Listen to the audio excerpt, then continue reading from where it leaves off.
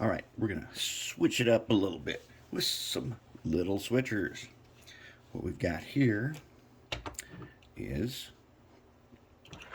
Bachmann Spectrum 44 tonners. We've got 3 of them. I've already got one in primer, one apart. I'm going to show you the disassembly of these guys, and then I'm going to show you kind of what the plan is going to be. So, first things first, there are 2 screws in the bottom. We're going to take these guys out.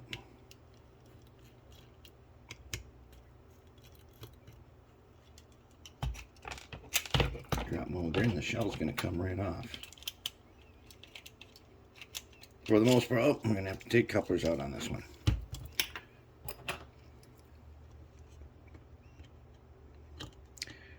This one's got whisker couplers. Very clever. That was going to be our plan. Although I think I might put a coupler box also.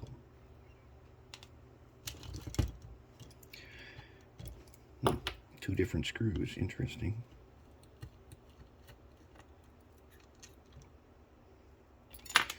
So now, what I found on the first one was definitely somebody had been in there and working on it. Okay, so now, shell on. Now we got this. Let's see if we can disassemble the shell quick. Okay, so to disassemble the shell, I'm going to put it in my tape ring here. And these tabs right here will release the cab. And they can be kind of frustrating.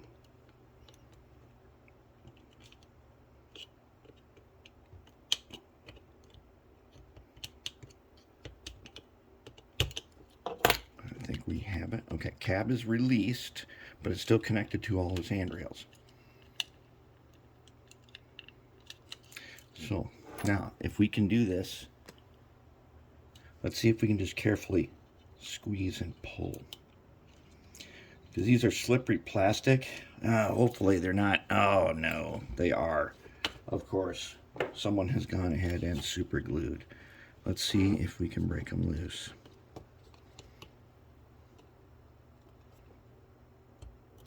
Yep. Maybe. Okay. We'll get them. We'll see if we can get all of the cab ones off, get the cab out, and then we'll worry about the ones that are super glued.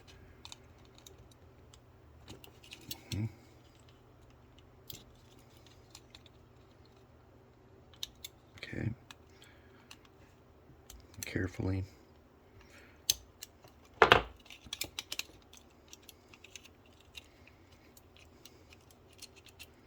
Okay, come on now. Don't give me that much trouble. He's caught.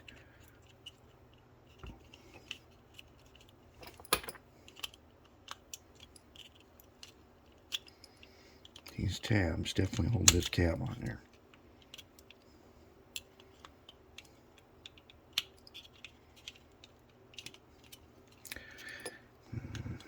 Can we?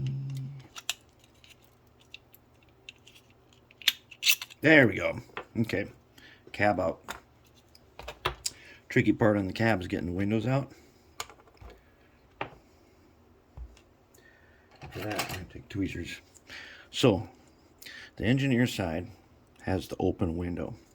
And I'm going to show you another little secret about these things, which is very good information to know. Sometimes these windows, though, they really give you some trouble. And we'd like to get them out in one piece so we can polish them and use them again. Alright, cab's out. We got the engineer and we got a couple of seats. Now, let us hope they are not super glued like they were on the first one, because I want to put them back. Yeah, they are. I want to put the guy back in there.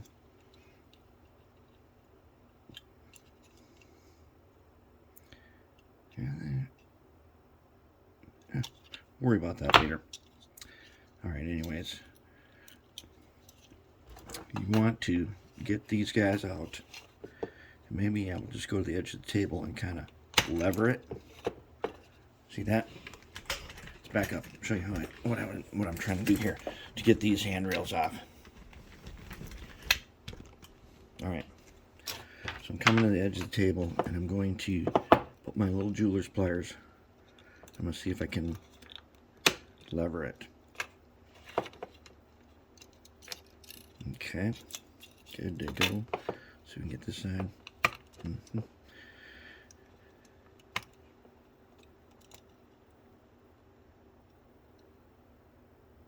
No, boy, that guy's in there tight, isn't he? Yeah, he is. So now, there's a glob of super glue underneath. So we're going to just take our 17 blade here and see if we can't scrape some of that super glue out of there. Sometimes that does the trick and releases it. Sometimes it just doesn't. You end up wrecking them.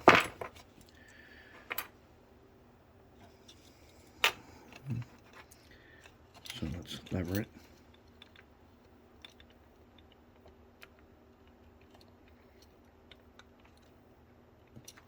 Nope, he is not going to come out that way. We'll poke him out from the bottom side later. See what else we can get out of here. Yep. Get this guy. Yep. Okay. So what I like to do then,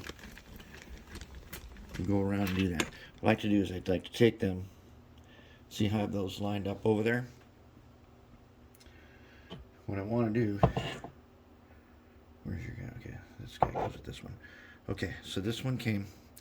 When you look underneath here, you're going to see a very handy, nice little thing to have is these two arrows. See that? Tells you which way is front. There's an F there, but when we strip the paint off, that won't be there. But there are two levers. So now I took off this guy. So I'm just going to go over there and I'm going to lay him down the way he goes on, which is like that. And he's on that side, so I'm going to lay him down over here. Now, can I get this guy out?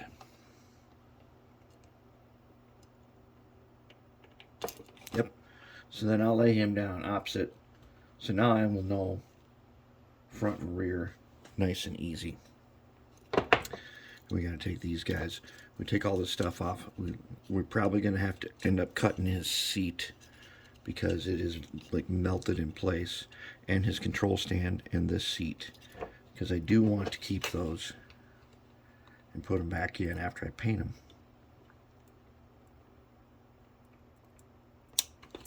That guy's going to be a no-go, so we're going to take our 17 and we are going to remove them.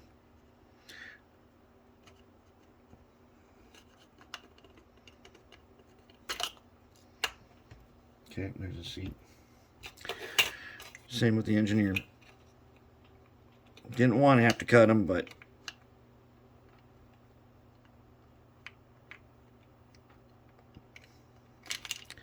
the way this is put together, we'll be able to repair that. How about your control stand? Can we get you? Rotate him. Yep, and he comes off, and he is broke off. That's okay. We'll get him back in there. There's a horn right there, a really tiny horn, and it is super glued from the bottom, so he may or may not come out. Nope, he just breaks off. That's not going to be the horn that's going to be on there. It's just too small. All right, how are we doing over here? Anyways, I think you get the idea. There we go. That one was the front. Right, so we'll put him there. And this guy. Oh yeah, he's got a very stubborn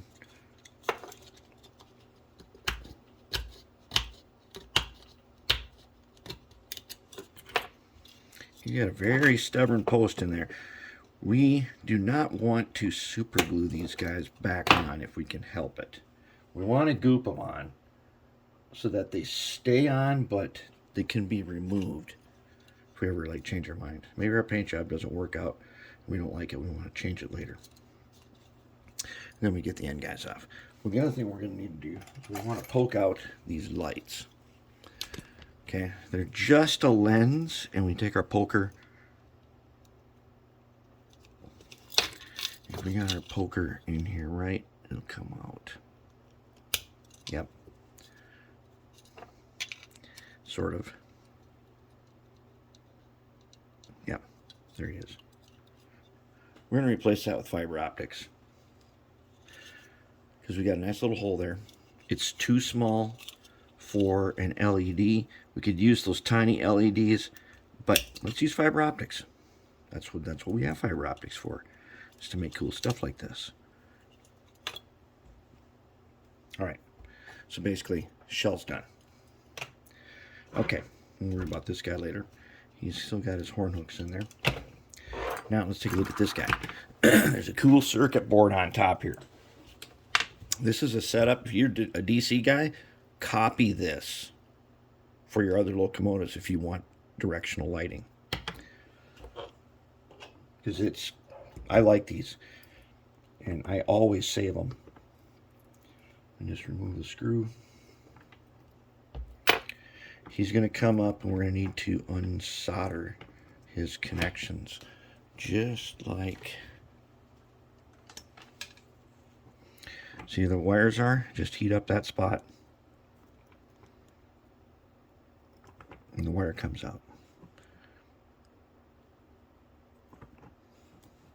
So these guys have all-wheel pickup, which is great.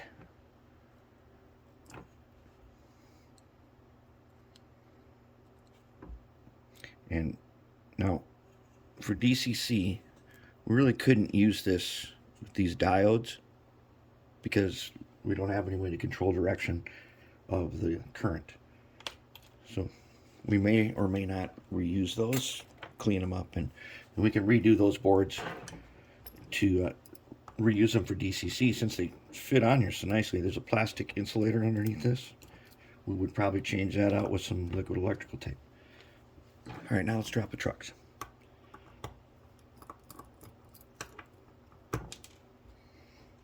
I got those little silver screws there.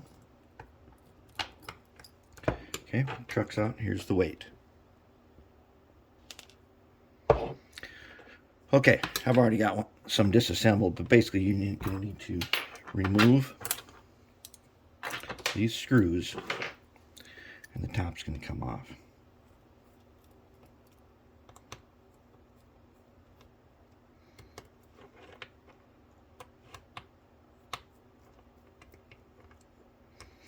These screws are kind of long. Okay, I'm just going to keep them in the holder. They're kind of long screws. There we go. Motor out. There's our motor. Now, one of my thoughts was that I want to remotor this.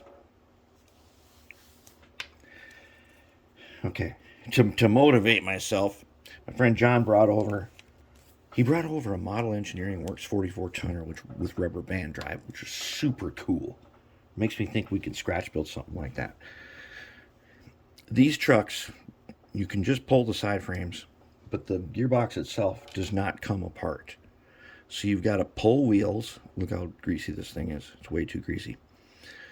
You've got to pull wheels off, just like that, if you want to get axles out of there. I don't want to take out the middle ones, because I've already tried cleaning them, and you don't need to take them out. But at some point, you do need to get the wheels. You will want to have the wheels off, and then we want to polish up the pickup here, instead of having the blackened copper. We're going to make it copper, and then we're going to ox guard it, so it'll just be better. And yep, see, we got pickup both sides. That's really nice. And that's what we got there. We can clean up all this, no problem. Now, I had a great deal of trouble pulling the worm gear. What I did was, my friend John has one of these, and one of his motors melted through its thing. This motor's unusable. And so what I did was, I gave him one of my working ones to motivate myself to figure out a way. I want to use these Mitsumis that are 24 volts. Really nice. Now they don't quite fit at the moment, so I'm probably gonna have to clip these, and then one way or another I can probably get this motor to fit there and either reuse this worm or set it low enough to use this worm. So either way, we got worms. Plus we got those plastic worms that we used on everything else, and I think we can put new motors on it. And hopefully, because I bought a whole bunch of these Mitsumis a long time ago, and I've been waiting for something to use them on. And this is the one we're gonna do. And then I think we're gonna go with a DZ123 decoder, and that should be outstanding. We will get in there. We'll get the lights in. DZ123 only has one on-off light function, and that light function is going to be the beacon. I think we will make the headlights constant on. And maybe we'll add some other special effects or something. But that's it. You get them apart. You get down to here, you're done. There's no real reason to take out those gears, although you can. If you want to, you can get them out. I think we'll just go ahead and clean this. And then I'm going to have to sacrifice one of these trucks and attempt to remotor it and somehow get the cap back on it so I can reattach it to its internal weight. But there it is. That is the Spectrum 44-ton, and we've been sitting on these for a long time. We just got to figure out a paint scheme for this. I'd like to do something that I haven't done before. I want to use a different color scheme. So we'll see. Otherwise, we're looking good so far. Time to get them in the cleaner.